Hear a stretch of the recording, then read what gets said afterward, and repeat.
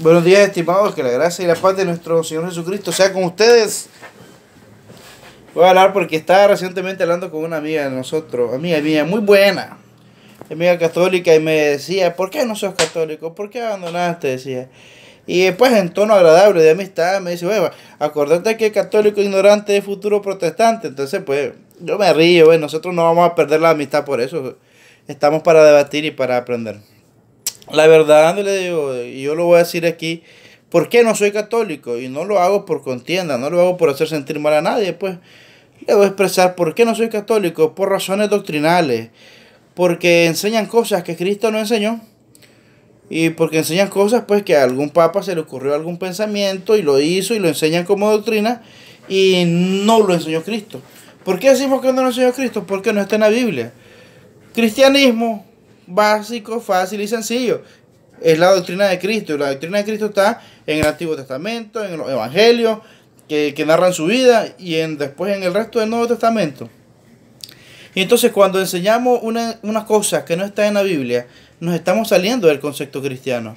Pueden haber pensamientos extrabíblicos, pero cuando se oponen a lo que enseña la Biblia, nosotros también deberíamos de oponernos a esos pensamientos. Y por esta misma causa es que yo me opongo, yo no soy católico por eso, porque enseñan cosas que son doctrinas de hombres, no doctrina bíblica.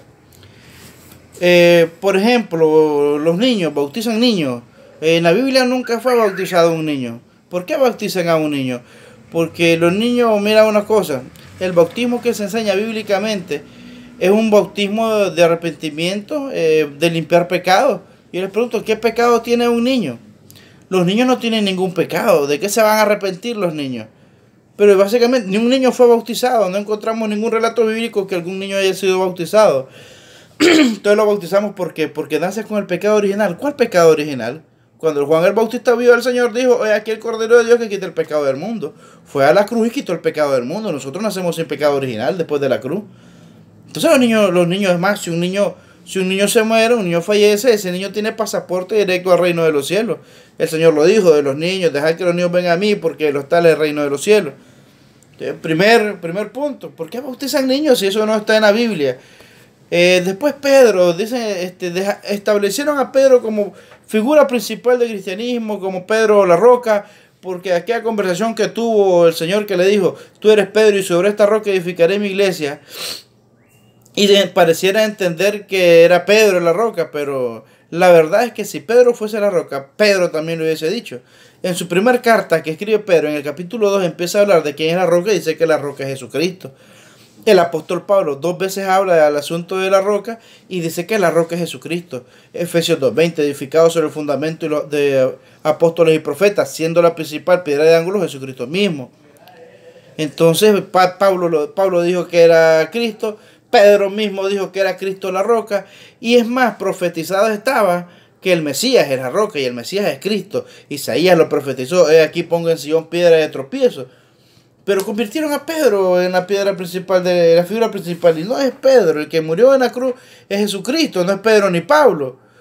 También lo convirtieron a Pedro en el primer papa de la Iglesia Católica. ¿Cómo pudo haber sido Pedro el primer papa de la Iglesia Católica si la Iglesia Católica ni siquiera había sido fundada cuando Pedro estuvo en la tierra?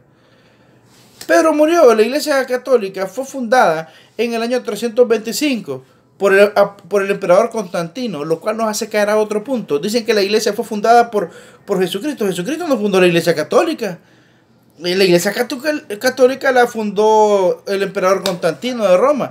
Eso hay suficiente evidencia histórica. Ustedes mismos lo saben como católicos. Entonces, ¿por qué dicen que Cristo la fundó si no la fundó Cristo? No está en la Biblia tampoco. Y que Pedro sea el primer papa. El Señor lo nombró apóstol, no lo nombró papa. Y dijo que en hebreo dice, considerad al sumo sacerdote de vuestra profesión, a Cristo Jesús. Entonces, ¿por qué voy a considerar que es Pedro si la Biblia dice que es Cristo Jesús? Veamos ahora la asunción de María. Y acerca de la figura de María, quiero decir que nosotros, pues la iglesia evangélica, no es que nosotros rechacemos a María. Si María es una figura importante dentro del cristianismo, dentro de la profecía que el Señor tenía que nacer de una mujer virgen. Pero eso no significa que nosotros vamos a darle a María un lugar más alto que a Jesús. Porque repito, el que murió por nuestros pecados es Jesucristo, no fue María. Pero en el catolicismo se le da una posición predominante a María, incluso sobre Jesucristo. Mira, en la doctrina de la Asunción de María, que en 1950 un papa, por la presión que tenía, le tocó declarar que María ya se había adelantado a la resurrección de los muertos. ¿Ves? La Asunción no es que María subió en cuerpo y alma, sino que la esperanza que tenemos los cristianos de la resurrección, a María ya por sus méritos se adelantó en tiempo y ya la resucitaron. ¿Dónde está eso en la Biblia? ¿Dónde está en la Biblia la Asunción de María? Misterios, misterios de qué? Son pensamientos de hombre. Igual que la concepción de María. Una de las bases del cristianismo es creer que Jesucristo es un parto virginal, nació una virgen. Pero está la doctrina también católica que dice que María también es parto virginal, sin pecado concebida, dice la oración. ¿Dónde está la base bíblica para esta? Si estamos hablando cristianismo, tenemos que hablar de Biblia. La base del cristianismo está en la Biblia.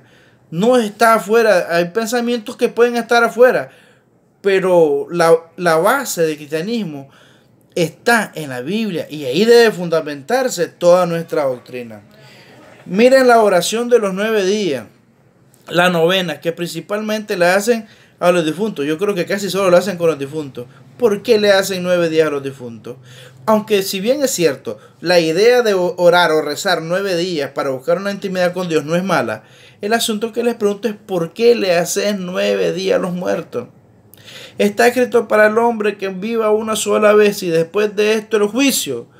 Aunque le reces 9 días, 10 días, 20 días, 100 días, esta persona, una vez que murió, su historia ya terminó de escribirse y el Señor va a abrir los libros y lo va a juzgar por las obras que tenga ahí escritas. Entonces, no importa, ¿para qué rezas a los muertos? ¿Por qué rezas a los muertos, verdad? No sé si ustedes algunos saben, porque a veces creen que si del día 1 al día 3 lo sacas del infierno, lo metes al purgatorio, del día 3 al día 6 de tanto rezo lo sacaste del purgatorio, lo metiste al limbo, y del día 6 de tanto rezo, al 9 de tanto rezo lo sacaste del limbo y lo metiste al cielo. ¿Qué cosa? ¿De dónde sacaron limbo? ¿De dónde sacaron purgatorio? La Biblia solo habla de infierno, 2 lugares. En la hora de la resurrección solo va a haber vida eterna en el cielo y perdición eterna en el infierno. Si te moriste, ningún rezo puede hacer que el destino de tu alma ya cambie. Nada puede hacer, por los muertos ya nada saben. Eso está en la Biblia. Pero los 9 días, ¿qué cosa? No están en la Biblia. Una cosa peligrosa, el celibato de los curas. En determinado momento, miraron que los curas estaban recibiendo demasiadas dádivas y como tenían hijos, heredaban, y se les ocurrió inventarse el celibato para que los padres no tuvieran hijos y no tuvieran a quien heredar y así todo le quedara a la iglesia. Y se inventaron el celibato, que los curas no pueden casarse. Cuando Pablo dice, yo quisiera que todos los hombres fueran como yo, Pablo era célibe, pero dijo, no es de todo este don. No es de todo este don. Incluso el que ustedes consideran primer papa, Pedro, tenía suegra. Y una vez enfermó de fiebre, está en la Biblia. Si el primer papa era casado, ¿por qué ahora ustedes no dejan que el papa se case? Que los sacerdotes se casen.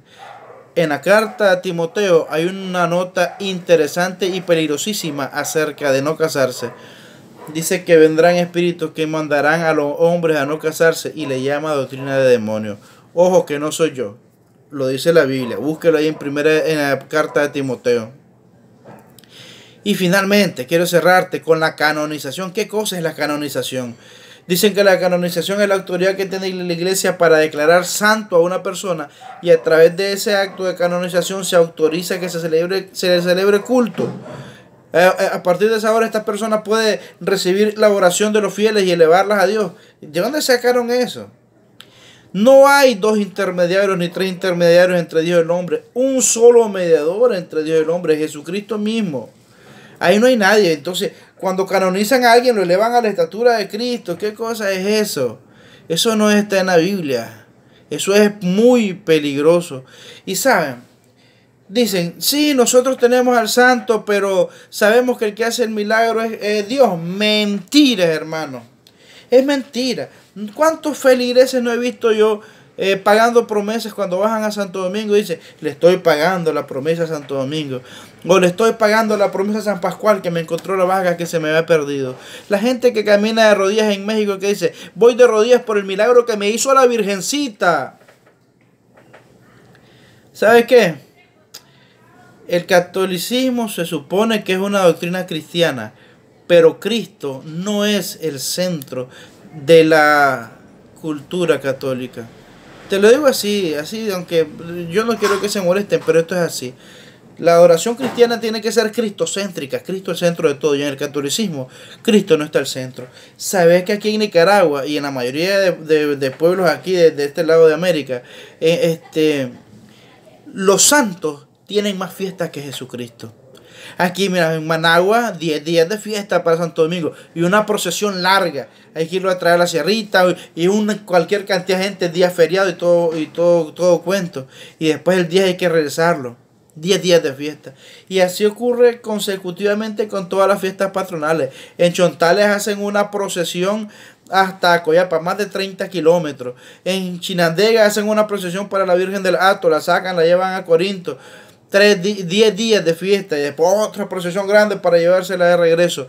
Ya no toquemos el tope de los santos al lado de Masaya y todos los pueblos de ahí, porque ahí son 3 meses de fiesta dedicada a ¿quién? A los santos.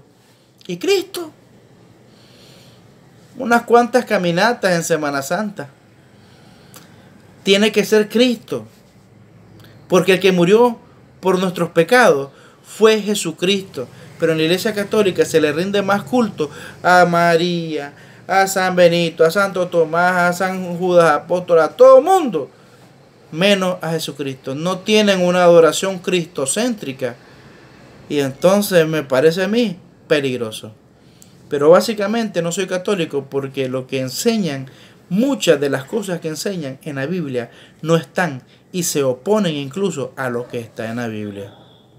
Como los que ya les mencioné. Con mucho amor les digo, porque yo tengo muchos amigos católicos e incluso muchas personas influyentes en mi vida son católicas, muchas tías mías. Yo los amo mucho, pero no soy católico porque lo que enseñan no está en la Biblia. Gracias, Padre de nuestro Señor Jesucristo, sea para ustedes.